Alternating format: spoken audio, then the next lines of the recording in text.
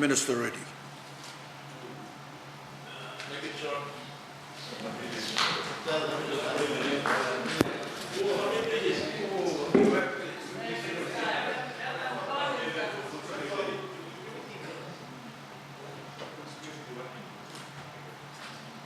Mr. Speaker, Honourable Prime Minister, Honourable Leader of Opposition, Honourable Members of Parliament, greetings to you also.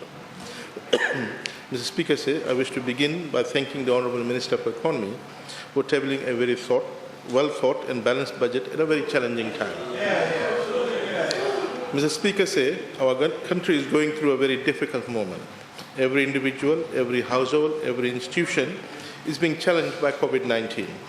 The virus is now present in majority of nations and territories, 198, with 525,297 cases and 23,701 confirmed deaths. It is a pandemic that has brought the entire world on its knees, posing a significant threat to mankind and devastating economies around the globe. Mr. Speaker, during these trying times, one of the defining, binding, game-changing factor that is required is leadership. Leadership of the country, leadership of the economy, and leadership of the health sector. Mr. Speaker, I am proud and honored to say that Fiji is blessed to have visionary leaders in all these three areas. Had it not been for these three leaders and their support teams, the country would have been in total chaos by now. However, through the proactive steps taken in Fiji by our three leaders, the Honourable Prime Minister, Honourable Minister of Economy, and Honourable Minister for Health, we are now on our way to winning our war with coronavirus. Mr. Speaker, when all this is over, as we sit down and reflect back, we will then say, I am so fortunate to be part of this leadership group during those defining times for our country. Where some of the countries are struggling with decisive and instantaneous leadership in crisis times, we missed no time in taking proactive measures in addressing the challenges of COVID-19 in Fiji. Yesterday was the first day since the inception of the Fiji's first case last week where we did not register a new case. Whilst we are not out of the woods yet, it is a promising signal and a testament of firm, decisive and exemplary leadership. Mr. Speaker, history will judge us, not by how a government has led in times of normalcy, but by how we have navigated our way through in turbulent times and come out victorious in the end. I am positive that we will ride this tide and emerge defeating Corona once and for all. Mr. Speaker, I wish to thank the Honourable Minister for Economy for providing $1 million to support our programme on agriculture's response to COVID-19. This crisis has brought one thing to light, that Fiji's economy backbone cannot be left to sectors beyond our control. We must look within, protect, develop and build resilience into sectors which are within our control, where we have a strategic and competitive advantage. Mr. Speaker, agriculture is one of those sectors. Mr. Speaker, we have pushed forward to a market-led, demand-driven agriculture sector, and we have started to get dividends now.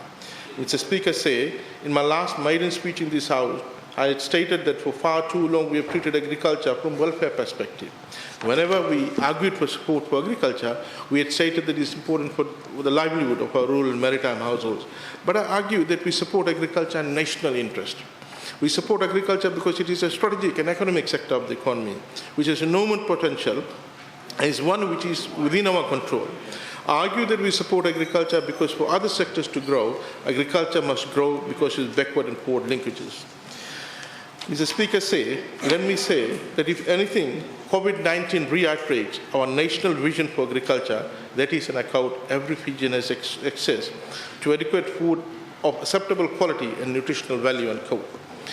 Food is essential all year round, but in the face of a pandemic, it is critical the shelves remain stocked and supplies remain plentiful.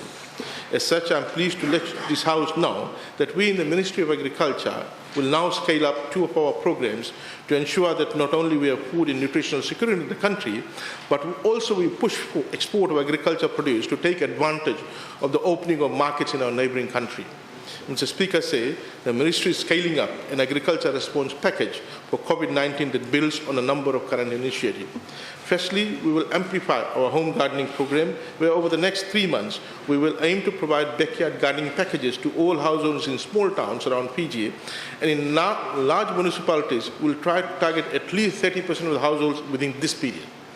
This will mean at these large towns and cities will increase the number of distribution of venues together with the number of packages at each time distributed. This will begin in 2 weeks' time, and our 2 assistant ministers will play a leading role in this. Mr. Speaker, due to the COVID-19 pandemic, there will be disruptions in international supply chains, shutdown of factories, and a decrease in global agriculture production.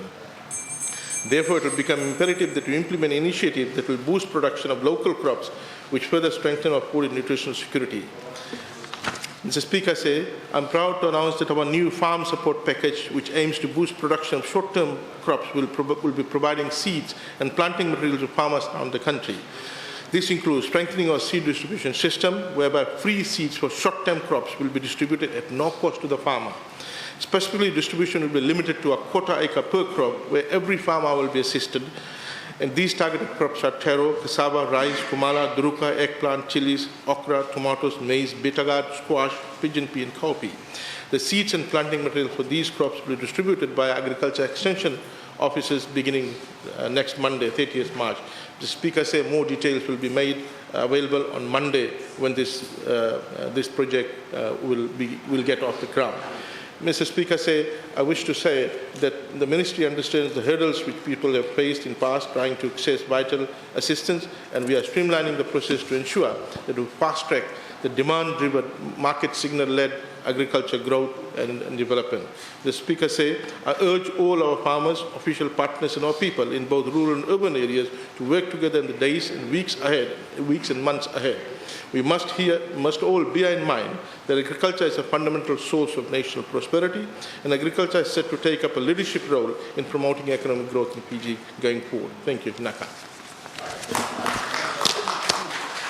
All right, thank you, Minister Reddy.